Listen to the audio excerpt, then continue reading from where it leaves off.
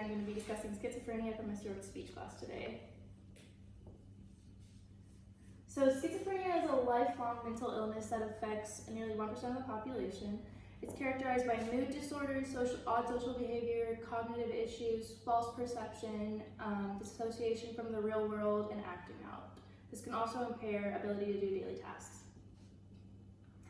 Some of the characteristics of schizophrenia include illogical thinking, inability to trust, strange behavior, feelings of rejection, incoherent speech, negativity in daily life, and hallucinations. So when most people think of schizophrenia, they think of like acting out, saying things they shouldn't say, violence, but really it's more just hallucinations, loss of motivation, speaking less, and voices in their heads. Something that you may recognize schizophrenia from will be Alice in Wonderland. Alice is a girl who falls down a rabbit hole and ends up in a magical world where she talks to a Cheshire cat, a caterpillar, a rabbit, things that don't normally speak. And she also has this strange paranoia of the Queen of Hearts beheading her, which is paranoia is normally associated with schizophrenia. So I don't have schizophrenia, I don't know anyone who does, but I am a psychology major, so this is something that interests me. Schizophrenia affects 1% of Earth's population, and 10% of the population knows someone who's affected by it. Some of the early changes in behavior that show schizophrenia are ADD, ADHD, restlessness, and difficulty concentrating. So this shows just kind of how many people have schizophrenia on a scale that is a little bit easier to understand. There are 3 subcategories of the symptoms of schizophrenia. There's positive, negative, and cognitive. Positive thinking or positive symptoms means that the individual is positive for the illness and the symptoms will most likely not show.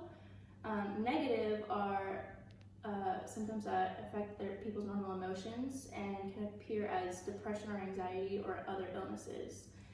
Dead face is something which is where your face just kind of loses emotion, and that's also why this can be misconstrued as depression. Cognitive symptoms are hard to detect as well, and they affect memory and normal functioning.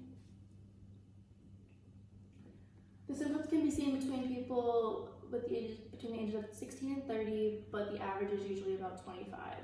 Once someone reaches the age of 45, it's highly unlikely that they'll develop schizophrenia. Schizophrenia is not caused by any specific gene, but there are genes that can increase the risk. So some of the more serious symptoms, like I mentioned before, are talking to themselves, like voices in their heads, and this scares some people, but it's not a scary thing. The voices can cause paranoia in the individuals with schizophrenia. It can also make them awkward or socially uncomfortable, and sometimes these people can just sit and not move or speak for hours. It affects all 5 senses, which means these people will hear things they don't hear, see things they don't see, smell things they don't smell.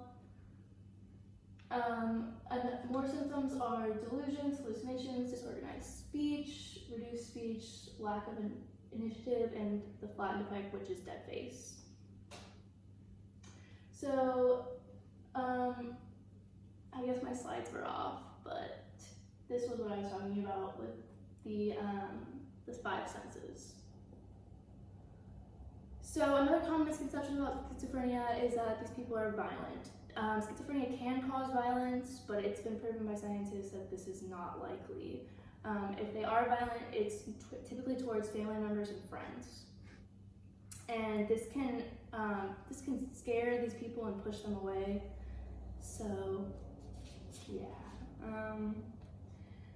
Suicidal thoughts are a big part of schizophrenia, and it's actually the highest reason for death with this illness.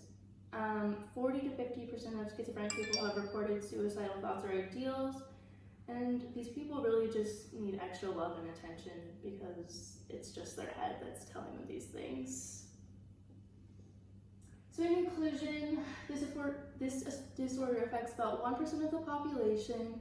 It affects all 5 senses. It's not a bad or scary thing, and I hope that you learned from this today and that next time you watch Alice in Wonderland, you'll connect these two things and just use this information. Thank you.